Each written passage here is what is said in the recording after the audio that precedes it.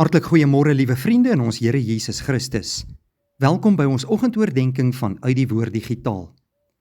Wat 'n voorreg om hierdie mooi dag in die naam van ons Here te begin en mag die Here deur sy woord en gees ons opbou in die geloof.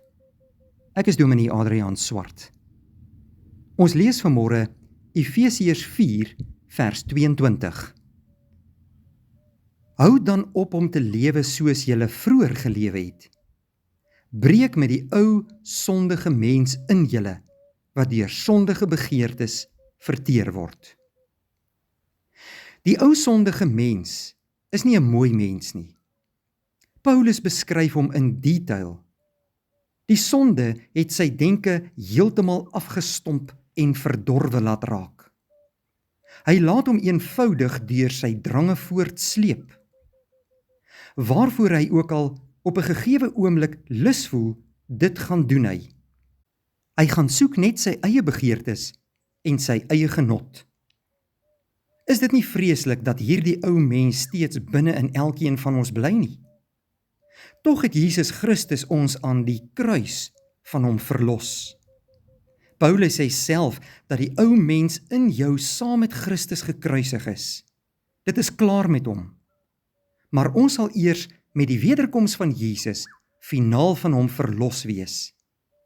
Tot dan gaan ons met hierdie ou mens moet saamlewe. Hy moet minder word in my lewe en Christus meer. Wat het die ou sondige mens dan met geestelike groei te doen, kan jy dalk vandag vra. Die opdrag is duidelik. As jy wil groei, moet jy jouself elke dag bewustelik teesit teen die ou sondige mens en sy planne. Jy is nou 'n nuwe mens in Christus. Jy kan jou nie meer deur jou begeertes laat lei nie. Jy kan nie meer deur selfsugtige impulse beheers word nie. Los alles in jou lewe wat jy weet nie die wil van die Here is nie. Stry hierdie stryd met die oë gefestig op Jesus Christus, die volëinder van jou geloof, en hy sal aan jou geestelike groei gee en verseker oorwinning in jou lewe. Kom ek en jy gaan hierdie nuwe dag in. Ons hou op om soos vleeslike mense te lewe en ons gaan doen wat God van ons vra.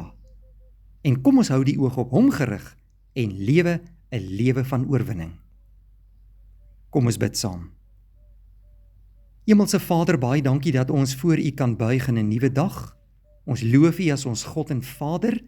Dankie dat U deur U woord U self aan ons kom openbaar en U wil aan ons kom bekend maak. Dankie dat U ons Here is wat ten goeie oor ons lewe beskik en wat die ou sondige mens in ons lewe kom kruisig het. Dankie vir Jesus en wat hy aan die kruis vir ons kom doen het en dat hy in ons plek die straf op die sonde kom dra het, sodat ons nuwe mense kan wees wat vrygespreek en vrygekoop is. Laat ons ook in hierdie dag ons lewe aan U toewy, lei vir ons op U pad, Here. Maak ons gehoorsaam aan U woord. In Jesus naam bid ons dit. Amen. Dankie vriende, 'n mooi dag vir u.